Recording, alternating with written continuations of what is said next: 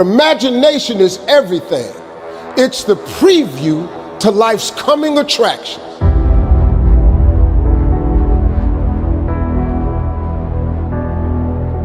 This is important information. And think about, because tomorrow's the first day of the rest of our lives. So what an opportunity we have to practice what he preached. Because it's actually a scripture, but it's a scripture that's never explained to you the right way. When I learned it, it changed my life. Now, it's a scripture that you've all heard.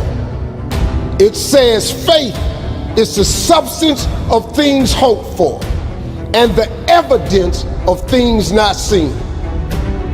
All faith is, really, the substance of it is just what you hope for. That's all faith is. It's just real hard hoping. You remember when you was little and you said, I hope I get a bike for Christmas?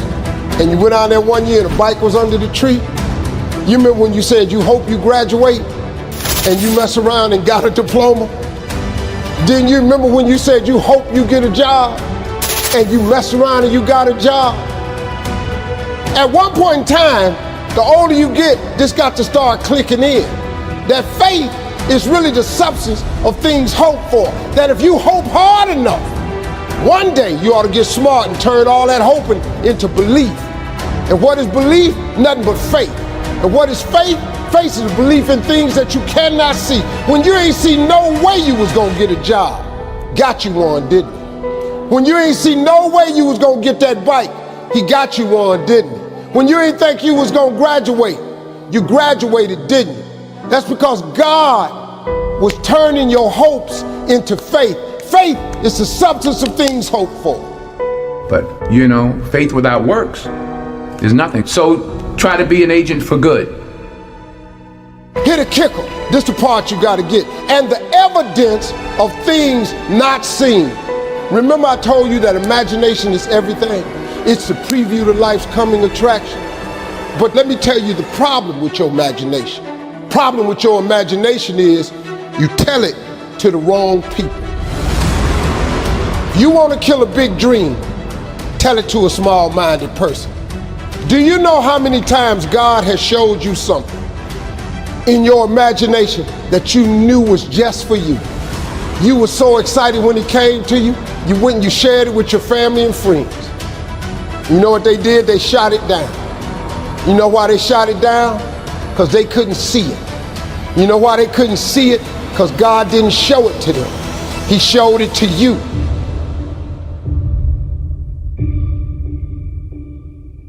He showed you the evidence of things not seen. See, they might love you, but they don't know what God gonna do for you.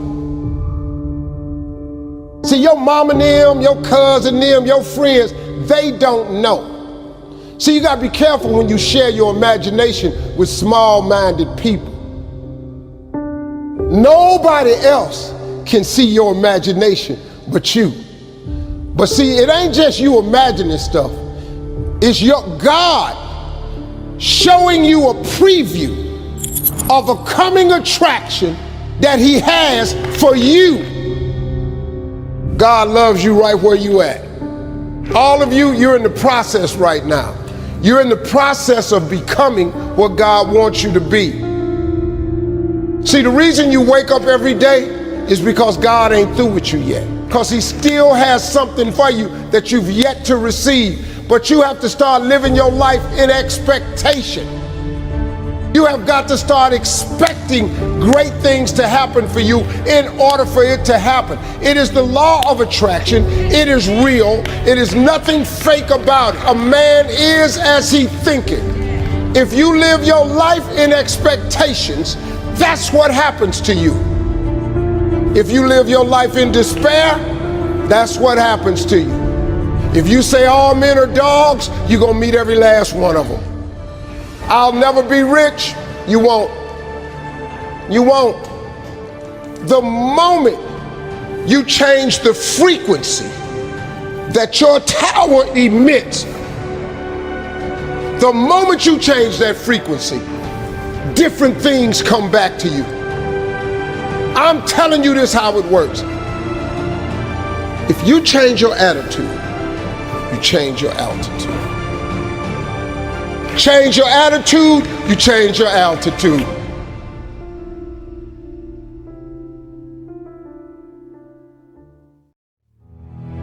I'm going to tell you something that every successful person has to do, including you. Believe it or not, every successful person in this world has jumped. I'm going to tell you what I mean by that.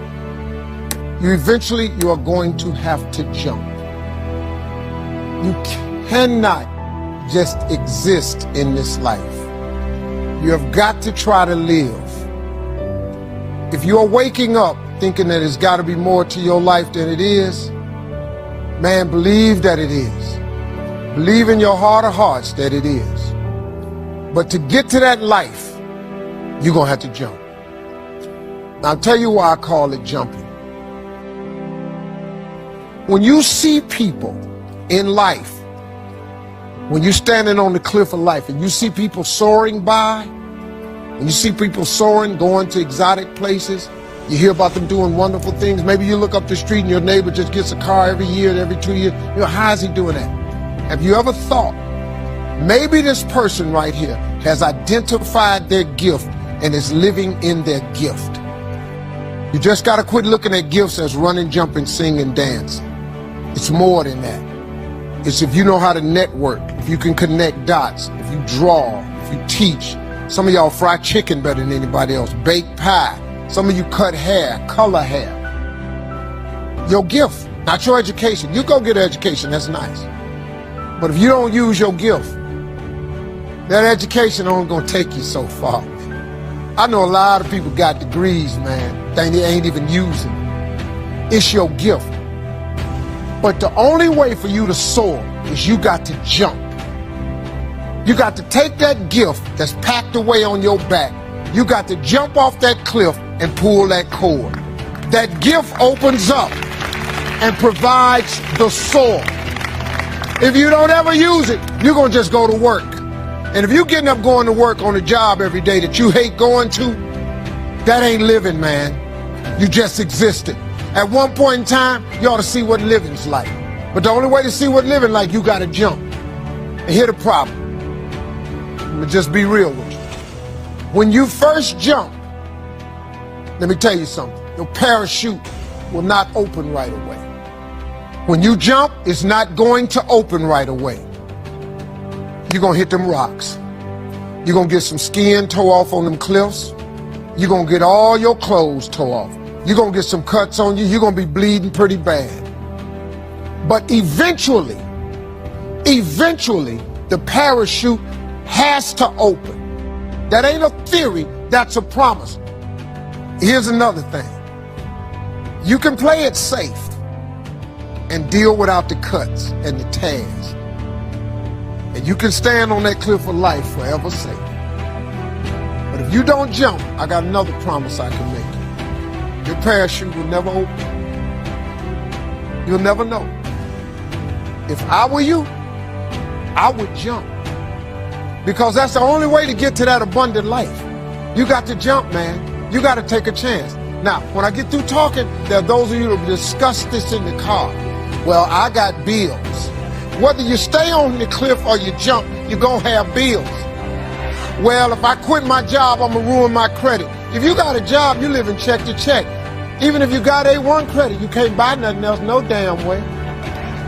At one point in time, man, do yourself a favor. Before you leave this world, before you die, jump. Just jump one time. Just jump. Thank you very much.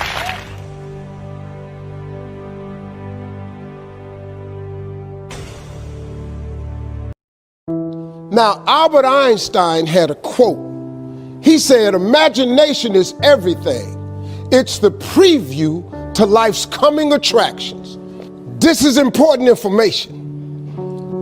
The biggest thing that always troubled me was my imagination, because it was so big when I was a kid. You know, I grew up poor, but I was always imagining stuff. You know, my mama, once a month, would buy a travel magazine at the grocery store. My father used to be so pissed off Bill, why we spending this money? We were poor. She said, Slick, we ain't got no money to take this boy nowhere. But if he can look in these magazines, maybe one day, it'll cause him to want to travel. I've been to so many countries around the world because of that magazine. I just wanted to go see stuff. My mama had enough sense to plant that seed in me. It's like at Christmas time, we used to get in the car, and my daddy used to take us to the suburbs so we could see the lights. And we just drove around the lights. And I was amazed at the suburbs because I would see these big houses with horseshoe driveways where you drove in and came out the other side. So I told my daddy one time we was riding, I said, Daddy, why don't we get one of them houses? He said, boy, I ain't got no money for that, but that's what I'm bringing you out here for. He said, one day you'll be able to get one of them houses. Let me explain something to you. Because of that right there, I've probably had in my lifetime now about 11 homes. I got 4 now in different states.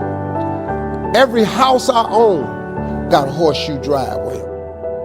When they was living, they told me one time, they was sitting up watching TV. My daddy looked at my mama and said, Bill, he called my mama Bill, he said, can you believe that this little boy we had on TV? She said, Slick, I can't believe this. I used to send my daddy $5,000 a week. When I first got on TV, I was making $55,000 a week, so I sent my mom and them $5,000 a week. When I got into Kings of Comedy, my father was still living. I showed my daddy one time how much money I made. He said, boy, it take me 4 years to make this kind of money. So I was able to give them something with my life. So before my mom and them left this world, I could give them something. I bought them everything, man, houses, cars, furniture. I bought them everything I could think of. I tried.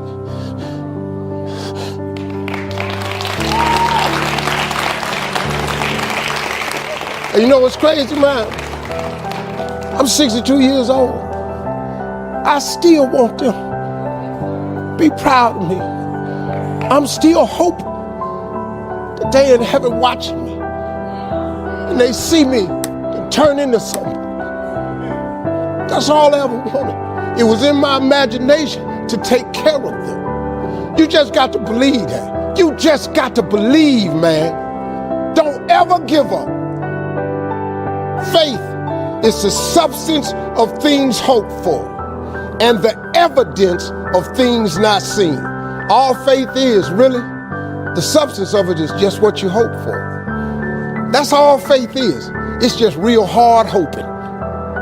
You remember when you was little and you said, I hope I get a bike for Christmas?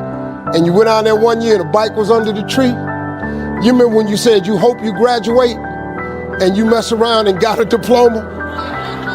Didn't you remember when you said you hope you get a job and you mess around and you got a job? Huh? At one point in time, the older you get, this got to start clicking in. That faith is really the substance of things hoped for. That if you hope hard enough, one day you ought to get smart and turn all that hoping into belief. And what is belief? Nothing but faith. And what is faith? Faith is belief in things that you cannot see.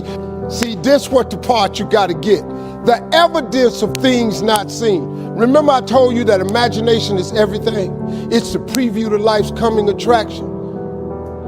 Man, do you know, now let me tell you the problem with your imagination. Problem with your imagination is you tell it to the wrong people. If you want to kill a big dream, tell it to a small-minded person. You went and you shared it with your family and friends.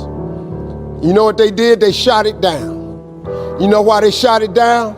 Because they couldn't see it. See, your mom and them, your cousin them, your friends, they don't know. See, you gotta be careful when you share your imagination with small-minded people. Nobody else can see your imagination but you.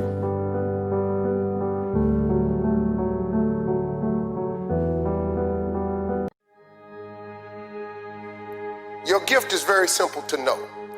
You don't have to go anywhere to discover it. It's not in the water, it's not on a mountaintop, it ain't hid under a rock. Now this is how you know you're not living in your gift. If when the alarm clock goes off in the morning and you ain't happy about it, you ain't doing what you want to do.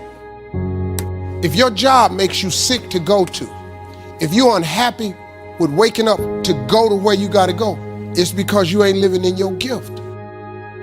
What burns in your heart is important for you to pay attention to because it never goes away. That's why people wake up in a rut. See, you hate waking up because you waking up and you don't know the reason. You waking up and you don't have no design in mind. Once you live in your purpose, when you discover your gift, you can't wait to wake up. Please understand, pay very close attention to the thing that makes you happy. All of you are gifted at something. The problem is, you keep wanting your gift to be what somebody else's gift is. Identify your own gift because you already have it. Here's the way you identify your gift. Your gift is the thing that you do the absolute best with the least amount of effort. If you fry chicken better than everybody you know, you ought to be somewhere frying chicken. People make millions of dollars frying chicken. Popeyes, Kentucky Fried Chicken, El Pollo Loco. All they doing is making chicken. They just found a way to do it. Somebody just started making chicken. You know the story of Marie Callender's? Do you know what this woman did, man? She worked for a diner, a greasy spoon diner that was going out of business. It was her only job. She was a single mother. It was her only job. She needed that job, but the diner was going to close. So she went to the owner of the diner and said, let me bake one of my pies. People like my pies, and see if I can help you make a little money. He said, whatever, bring it in. She bought one pie in. They sold every slice. The next day, the people came in and asked for the pie. She had to go home and make another pie. The next day, so many people asked for the pie, she had to make 4 pies. Then people started saying, can I buy my own pie? She made so many pies at this store that she eventually saved her money and put a commercial oven in her house. Now she done made so many pies, the dude's shop, he ain't selling hamburgers no more. All he's selling is them damn pies. That's how Marie Callender got started. Marie Callender now has over 120 restaurants. You can't go to no frozen food section without seeing Marie Callender in there. You know what she started with? A pie. One pie. Your gift will make room for you. Now, what is your gift? It's the thing that you do the absolute best with the least amount of effort. That's your gift. Quit running away from the gift. Your gift will make room for you. Stop trying to be something you ain't gifted at. Maybe you here because you need to hear this here. Maybe you here because you need to dust off your dreams. Maybe you need to explore your imagination. Maybe you just need to identify your gift so you can quit tripping in your own life, trying to figure out what you can do. Some people are born to be teachers, caregivers, nurses, babysitters. Those are gifts, you know what I mean? If you're living in your gift, you're cool. It's just if you ain't. You do anything else, when that alarm clock go off in the morning, you ain't gonna like it. I would hate to die and never do the thing I was born to do. You should look into that before you mess around and check out of here.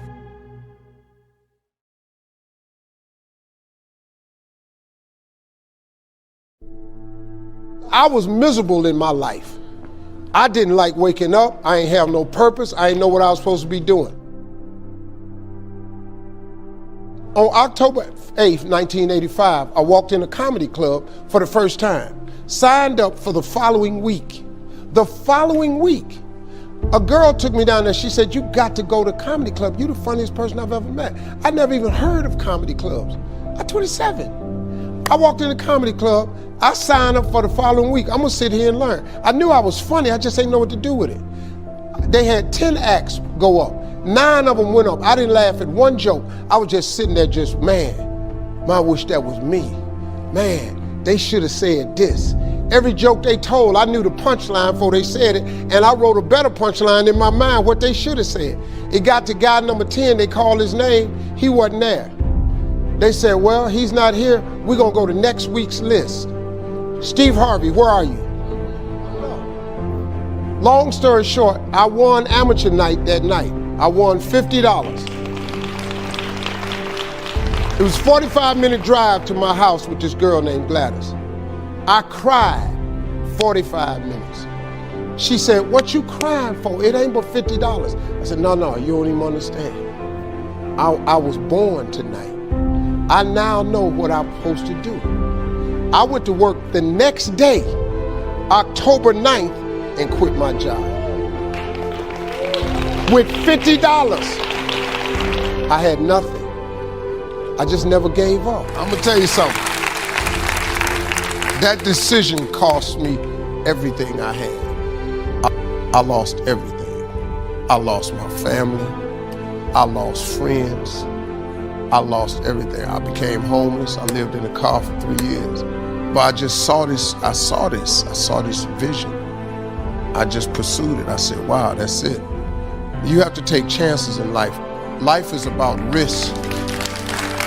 If you play it safe in life, you ain't gonna have much of a life. If you play it safe, you won't have much of a life. Life is risk. It take courage to pursue your dream. Now it's gonna cost you something. Most people are not willing to pay what it costs to go after your dream, because you're gonna have to hurt a little bit. And most people don't like being uncomfortable. If you don't want to be uncomfortable, please do not pursue success, because success is a very uncomfortable feeling. And I just learned to be comfortable being uncomfortable. Life is hard. See, for every time you have a plan, a dream, an aspiration, or a goal, do you know what happens every time you have one of those? This thing comes along called life. It happens to everybody. Life has disappointments. It got peaks and valleys. You're gonna lose somebody you care about one day. That's a valley. Somebody gonna close the plant you thought was gonna stay open so you could retire. That's a valley. Somebody gonna fire you for an unjust cause. That's a valley. The people that got your credit card gonna sell their company, gonna sell their business to another credit card company. Your 18% go up to 26%. You don't even know why now. Your minimum didn't change because it's life. You can stop thinking that life fitting be easy, because I got news for you, it ain't. That's a false hope to think you're gonna have a wonderfully carefree life. That's unthinkable. We all live in this bubble. What you gotta do, you gotta put more air in your bubble. You got to blow your bubble up. Expand yourself. Take yourself out your comfort zone. Do not live in your bubble. Put some more air in your bubble. If you stay in your comfort zone, that's where you will fail. You will fail in your comfort zone. Success is not a comfortable procedure. It is a very uncomfortable thing to attempt. So you got to get comfortable being uncomfortable if you ever want to be successful. Start putting some pressure on. Put some pressure on yourself. Get out here and get about it. Look, I'd love to sugarcoat this thing for you. I'd love to tell you, look, you can go out here and get rich, do a couple of things. That ain't happening. You got to get real doggish. You gotta get downright funky if you wanna make it. Now, like I was telling you before, if you wanna be ordinary, you ain't even gotta listen to me. Just go on about your business. If you think ordinary's cool, ain't no problem. It's some really, really wonderful ordinary people. But if you are sitting in this room and you have extraordinary aspirations, then you're gonna have to do extra. You put extra on top of ordinary and you come up with extraordinary. It's no other way. I'm sorry, but here's the fact. All of you have extraordinary capabilities, all of you. You have to decide if you are willing to do the things to put you in that category. My suggestion to all young people, if you could just hear me clearly, don't do what I did.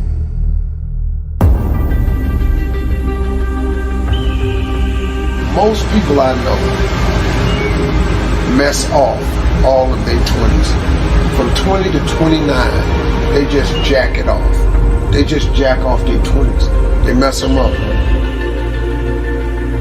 Because 20 is that age, man, where you just really just trying to have too much fun. You're free, you're out of college, you don't live at your mama's house no more, you're out on your own. So what do? Mostly all of us, 98% of the people I know, we spend our 20s trying to exert ourselves in the fun category. We gotta get off work so we can go to happy hour. We gotta get off work so we can go get high. We gotta get off work so we can go drink a cold one. We gotta get off work, go smoke one. We gotta go hang out with the fella. We gotta play video games. The average person blows all of their 20s. Then when you find out that life ain't waiting on you, now you're 30. Now guess what happens to mostly all of us, including myself? I spent all of my 30s trying to do the things that I should have been doing in my 20s. So now my life is behind. Now you look up and you're 40s, you in your 40s, and now you're trying to do the things and have the things that you could have had in your 30s, man, had you just done what you should have did in your 20s. And then the tragedy starts to occur. You look up and you're 50. Now that don't mean it's too late for you, because it wasn't too late for me. But you look up and you're 50, and now all of a sudden, all through your 50s, you trying to create and have a life that you could have created and had in your 30s. My suggestion to all young people, if you could just hear me clearly, don't do what I did. So you look at my life now and you think, oh, Steve, you got it going on. Man, you don't know how hard I made it on myself, taking the route that I took. If I could start over again and change one thing, I would buckle down in my 20s while you're young and energetic. Alleviate some of that BS that you're so dedicated to. The 20s, man, you dedicated to the girls, the dudes, the video games, the clubs, the happy hours, that smoke, that drink, that freedom. You so, but in dedicating yourself to that freedom and that fun, man, you lock yourself out of the American dream. And it happens to 98% of the people. And the reason I know it is because it happened to me. And if I could tell anybody, man, if I could do it again, I would have changed the way I lived my 20s. And if I was in my 30s, you really in your 30s, it's time out for clubs and drinking and happy hours and parties. In your 30s, you should just be about the business of your life. Because say what you want to say about me. Every time I hear Steve, man, he trying to preach to somebody. I'm really just trying to share some valuable information because I lived all the messed up sides of it, man. Flunking out of school, man. Losing everything I ever had. Divorces. I'm telling you, man, I did so many things wrong. I made so many mistakes. Homeless, living in a car. I made incredible mistakes. I could have avoided a lot of those. Now, it created who I am. Now, once you've made the mistakes, just get up, man. Don't wallow in them, because you can recover from all mistakes. But you gotta want to recover. You gotta ask for forgiveness. You gotta go to all the people that you crossed and you're wrong and you let down. You gotta say, look, I'm sorry. I made a mistake. Forgive me and move on. Now, everybody ain't gonna forgive. That's life. God is in the forgiving business. And see, people trip out when I throw God at them. I'm just telling you, man, the reason I throw God out there is because God is available for everybody. I always wanted to be rich. But if you want to be downright hardcore successful, have a little extra money, you got to get busy. Whatever you're doing right now, as hard as you think you're working, you got to quadruple that. And then when you look up and that ain't working, like here's my father always told me, he said, son, when you think you've done all you can do and you can't do no more, do some more.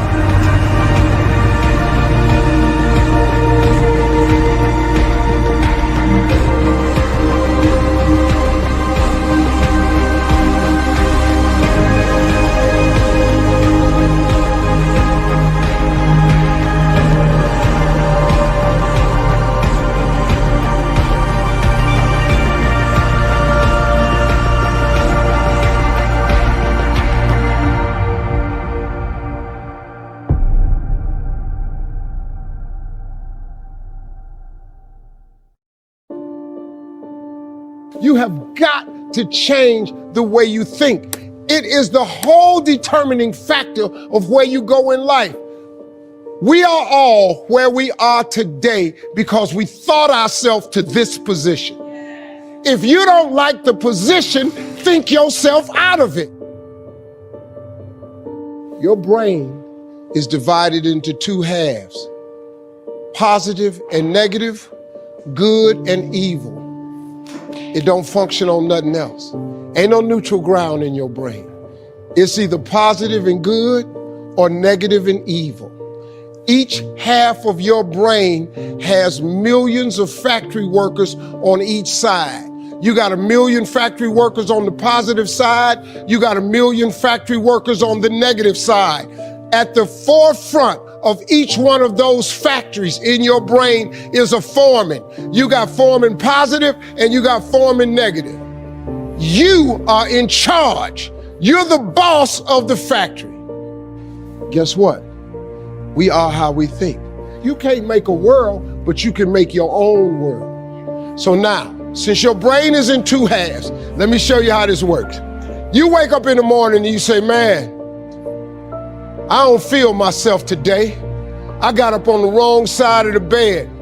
I'm not a morning person. Foreman negative hears that. He steps to the front. He said, what did you say? You say, I said I woke up on the wrong side of the bed today. I'm not myself. I'm not a morning person.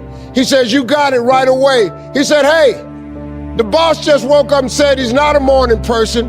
He's having a bad day today and he ain't feeling himself. Let's get to work. The 1 million factory workers start producing thoughts to justify what you just said. So now guess what? Man, I hate my alarm clock went off this morning. I got to get out here in this traffic. I want to drive down here today. I don't even like these people on my job. I can't stand this car I'm finna get in this morning. Sure wish I had a new car, but I'm driving this ragged ass car. And on and on and on. And your day starts tumbling into what you ordered at the top of the day. You could wake up in the morning and you say, you know what? Today is gonna be a great day today. I expect something really good to happen for me today. He said, what did you say? You say, I said I'm having a great day today. I expect something good to happen today. Foreman positive turns around and goes, all right, let me have your attention. Steve's having a great day today. He's expecting some wonderful things to happen. And man, let's get it going. And they start manufacturing thoughts. Same brain, man. I can't wait to go to work today. It may not be the job I want, but at least I got a job. I'm so grateful I got a car to drive to work today. Hey man, at least I got a check coming in. I appreciate the fact that I don't have a car, but at least I can walk to the train. Man, this is gonna be great today. That's how your mind works 24/7. It never turns off. Change your attitude, you change your altitude. It all depends on how you look at it. Our lives are mostly affected by the way we think things are, not the way they are. The way we think they are affects us most. And Shoaff taught me that the mind is like a factory, a mental factory. And whatever you think about all day long pours ingredients into this mental factory. And that's what builds the economic, social, financial fabric of your life. As you think, so you become.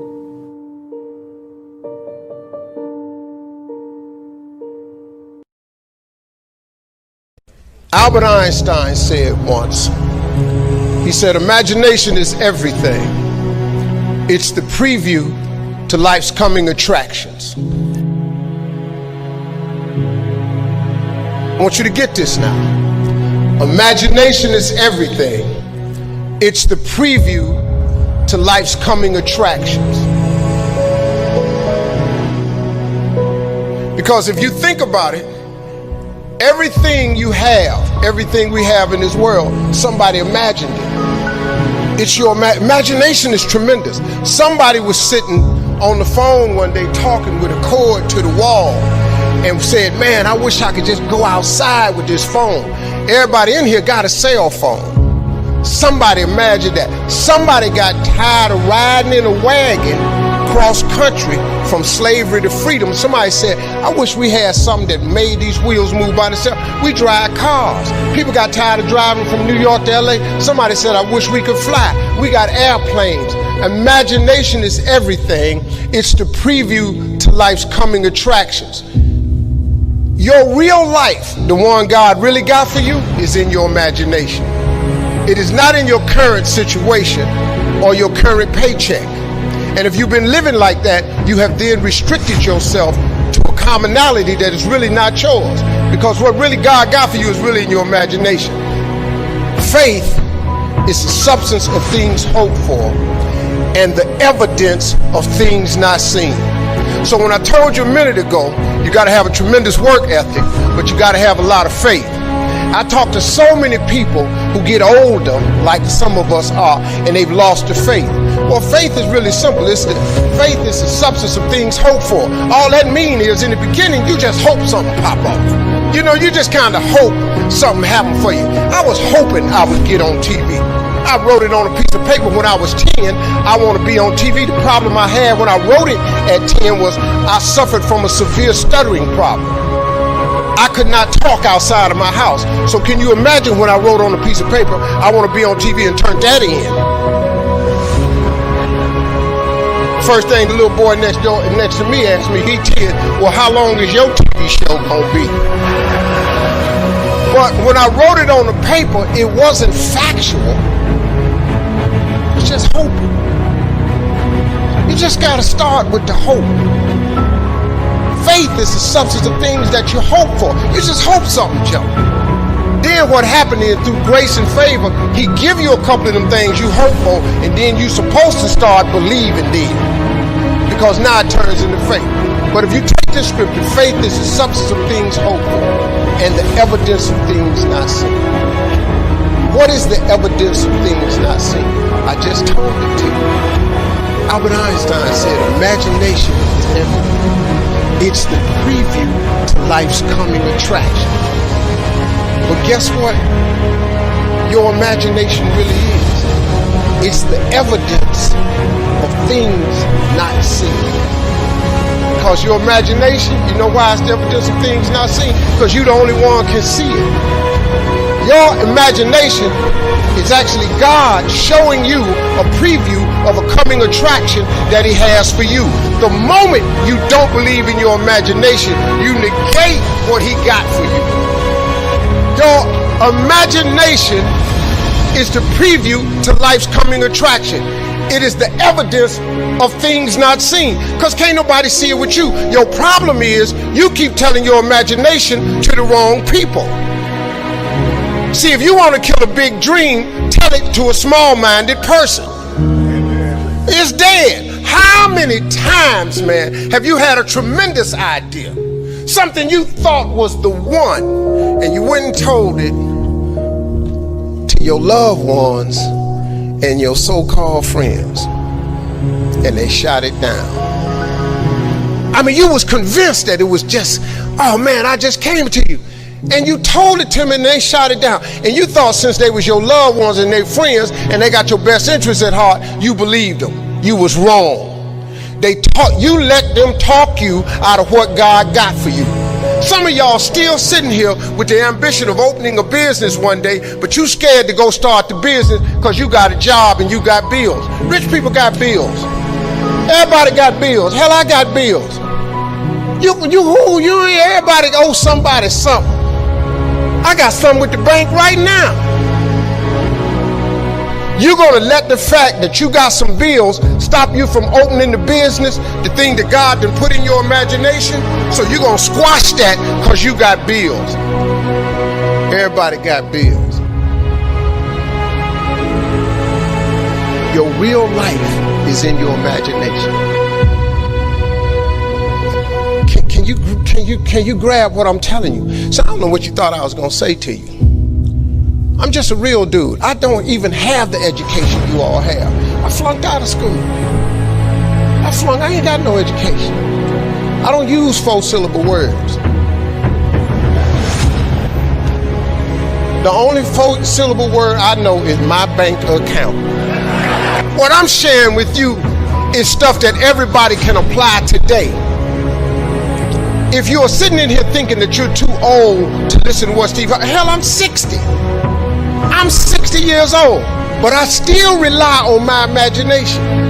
See, if you think you're too old to make it, let me give you a prime example. Colonel Sanders. Colonel Sanders has been frying chicken his whole life. He was telling everybody he had the best chicken in the world. Ain't nobody believe him. They turned him down everywhere. Colonel Sanders didn't get a franchise till he was in his 60s. Kentucky Fried Chicken sell more chicken than anybody in the world today. So if you're sitting there thinking because you got a little gray on you, you too late, as long as God waking you up in the morning, that's the sign that he ain't through with you. So what you tripping for? You sitting up in here like God can't do nothing for you because you 60. Man, you know what I'm asking God for right now? And I'm 60. If you could see my vision board, you would be blown away. Cause I got enough right now. I really know. But I ain't in the need business. I'm in the want business. Ain't nothing wrong with wanting something. Quit going down to these churches y'all sitting up in here going down to, keeping you in these little boxes. God got a big life for you. The only person ain't get, look, and I love church. Don't get me wrong. I'm not knocking church. Don't tweet that. Steve don't care for the church no more. I didn't say that. But don't go down there, memorize all these scriptures, and then don't apply none of them to your life. That's what I'm talking about. Quit going down there just to go, and just get a couple of scriptures and apply them to you. Let me give you one that's real simple. See, these principles of success, they've taken all of these scriptures and they put them in books, and they call them, Think and Grow Rich by Napoleon Hill, The Magic of Thinking Big by David Schwartz. But everything in there is a scripture. They just reworded it because people don't know how to read the Bible. Like, I can't really read the King James Version. I can't. The smallest scripture I ever read changed my life. The scripture real simple. You have not because you ask not. Do you know the difference that could make in your life? I'm just giving you real talk now. I'm just trying to tell you how I got here. See, I have no education. I applaud all of you with your education. I've seen them talking to so many men who have in corporate America and all that. I'm in awe of that because I don't have that. But you sit here and you take what you have, and it could be so much more if you would ask. See, you have not because you ask not. When the last time you really asked him for something? Or do you keep making requests that's inside the confines of your paycheck? When you gonna get outside of that? Didn't I just tell you God ain't in your paycheck? Didn't I just tell you he ain't in your job title? The life God got for you is in your imagination. Why you still imagine this stuff? Why you keep dreaming of a summer home? Why you keep dreaming of retirement, leaving your grandkids money? So I'm at the age now where I think about my grandkids. I got 7 TV shows. Dog, I only need one. One show pay me enough money. I do not live my life in the confines of what anybody says to me. I let my imagination go, and now imagination is a preview to life's coming attraction. But what that really means is God showing you a preview of what he has for you. So now, if you have not because you ask not, do you understand if you up your ask, he has to up his give? This period. This is simple stuff that anybody can apply. You ain't even gotta have no degree to do this.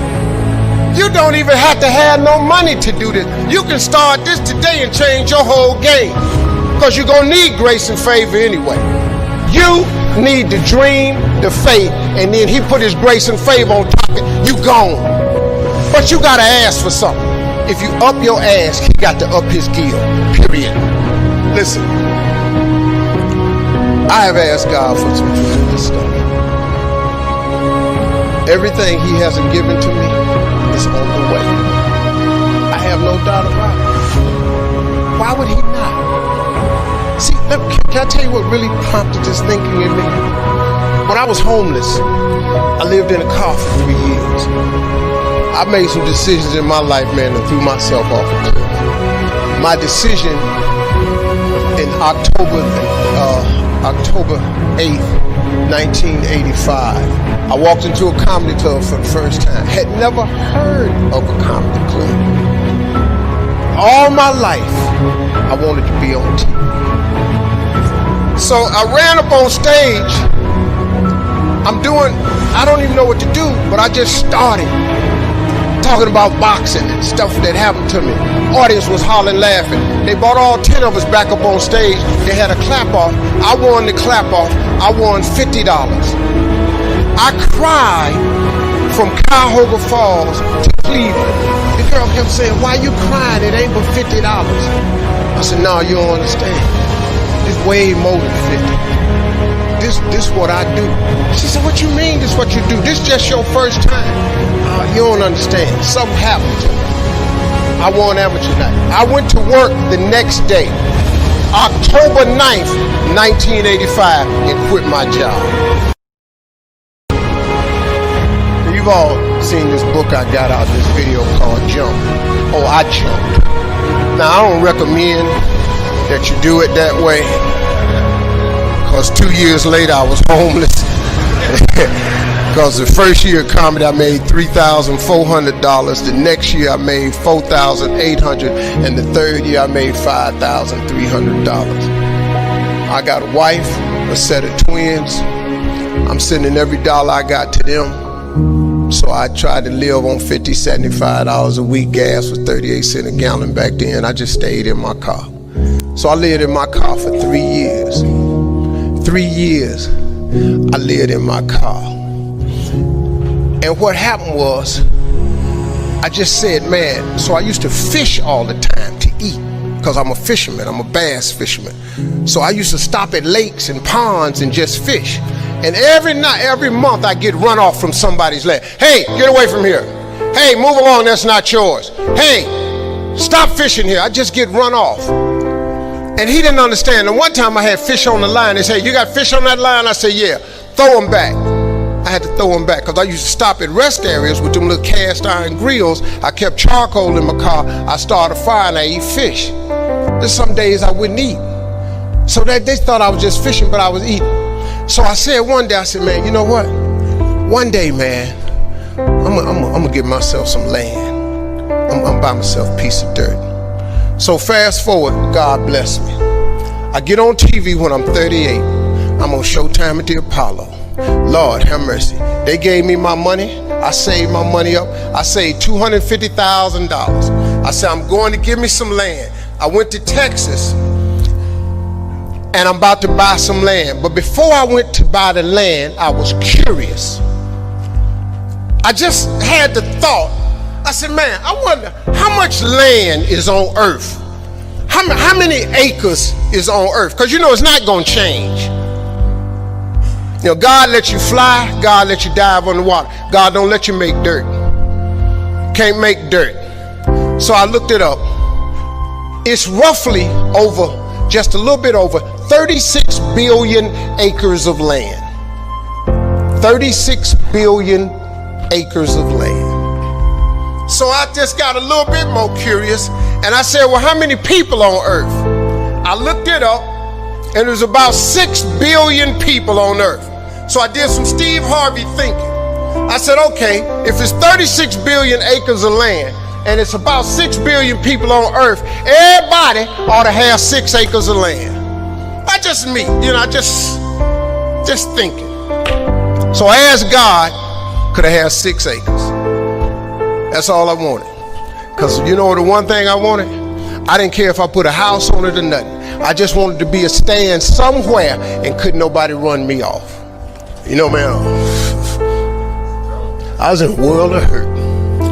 I was so sick of just getting run off, man, every time I stopped somewhere. So I got this money, man. I saved my money. I saved $250,000.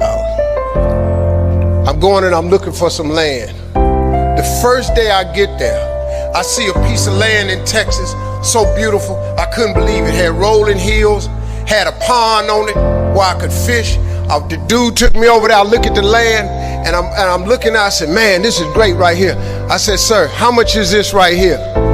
He said, well, it's about $600,000. I said, man, I ain't got that kind of money. He said, well, how much do you have? I said, I got $250,000. I said, well, let me think about it, man. He said, let me think about it.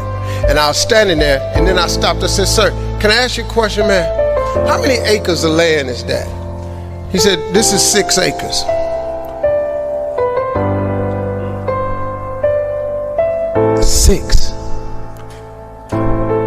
Six years ago, I just asked God, just give me 6. See, I didn't want a whole lot of acres. I just wanted my cut. Just give me my 6. And so I said, ain't this crazy? So I thought about it. I said, man, what can we work out? Right before I got ready to say it, the guy that took me over there said, Steve, let me show you something right quick. He took me over to this hillbilly's house. He took me to his house. He said, let me show you something. He took me over and showed me this land, and it was massive. It had 3 lakes on it. It had rolling hills. It had trees. It was unbelievable, man. I said, man, this is incredible. I said, man, how much is this? He said, this 16 acres. I said, hey, man, I ain't got that kind of money. Let me go on back over here to this dude where Mike can cut a deal. He said, well, let me ask you something. What was you going to give that man over there? I said, well, I hadn't worked it out yet because all I got is $250,000. He said, well, listen, I'm in a little bit of a tight right now. Said, if you can bring me $250,000 cash by tomorrow, I'll give you this 16 acres. I showed up next day, $250,000, 16 acres. See, that's grace and favor right there. That's what that is. So my first piece of land was 250 acres. So I said, man, this is the land that I'm gonna save for my family. I'm gonna fish on the rest of my life. I'm gonna be an old man. So then I got to thinking, I said, hold up, man. You mean you have not cause you ask now? I asked for 6 years ago. He showed me 6, but he gave me 16. So I went to God. I said, God, listen to this. I'm from Cleveland. I got a couple partners that's locked up. They probably won't be using they 6. Now let me tell you something. I'm so busy now, I don't even get to go to that ranch. I never can go. And I thought I was gonna be fishing and save it for my kids' rest of life. But God had another plan for me. That's the ranch that I have my mentoring camp on. I bring 1,000 black boys out there with 1,000 single mothers. And that was the purpose of that ranch. I never go there to fish at all. But see, that's what I wanted. I thought that's what it was for. But God got another plan. His way is way bigger than yours. You can't even see his way. But you got to start to hustle. You got to give God something to work with. Look, if you start hustling and grinding, he'll fill it up for you.